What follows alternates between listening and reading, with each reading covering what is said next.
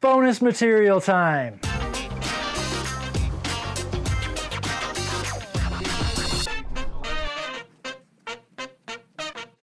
All right, so you spent $100, but you have another 20 in your pocket. I don't know. This is all theoretical. But let's say you have a little bit more that you want to spend, or you just are really getting into it. You want to know what's next.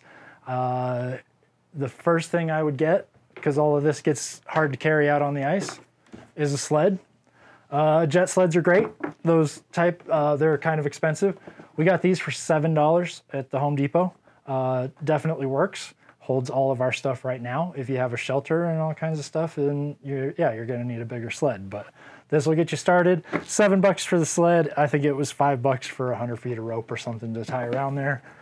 We did have to drill some holes to make it pullable, but fairly inexpensive and definitely worth it.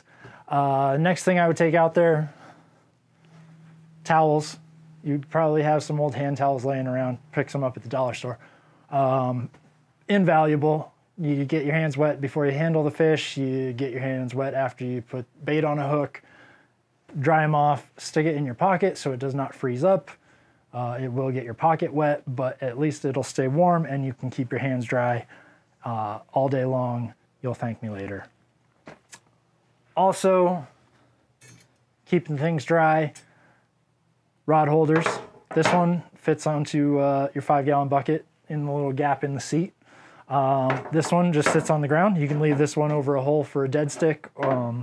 Just put a minnow or a night crawler on there and walk away. So these are super handy. They're about $3 a piece. Keeps your rod out of the ice when you're putting bait on the hook and all of that. So super handy, picks them up. Bungee cords. If you watch our Barnes Meadow video coming up soon, it gets windy out there sometimes. You want to keep things strapped down so you're not chasing stuff that goes blowing across the ice. Definitely bungee cords, carabiners, keep everything tight so you're not chasing it around.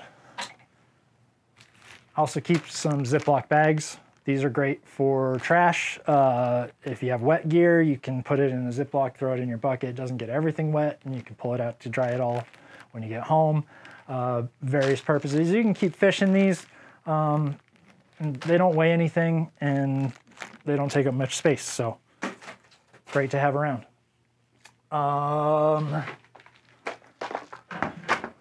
Tackle-wise, you might want one of these. This is a depth finder. You clip it onto your hook. It drops to the bottom very quickly, so you can mark, where the bottom is through the hole. If you don't have a fish finder, super handy. About $1. You can get one just about anywhere they sell ice fishing gear. Bell, same thing. Might have one for your open water stuff if you're into catfishing or night fishing, but handy for if you leave a dead stick with a minnow on it or something like that. Other tackle I have in here, I just have my nippers and pliers like I would for any other fishing. Got some of these tungsten jig heads.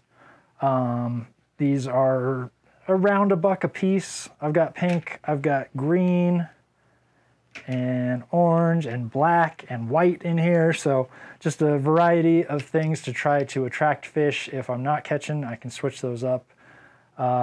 Do have one Swedish pimple in here and a couple of Castmasters. Your typical kind of jigging spoon.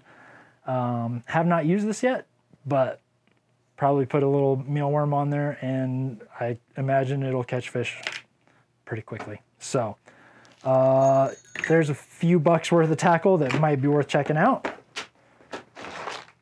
Other thing I've had some success on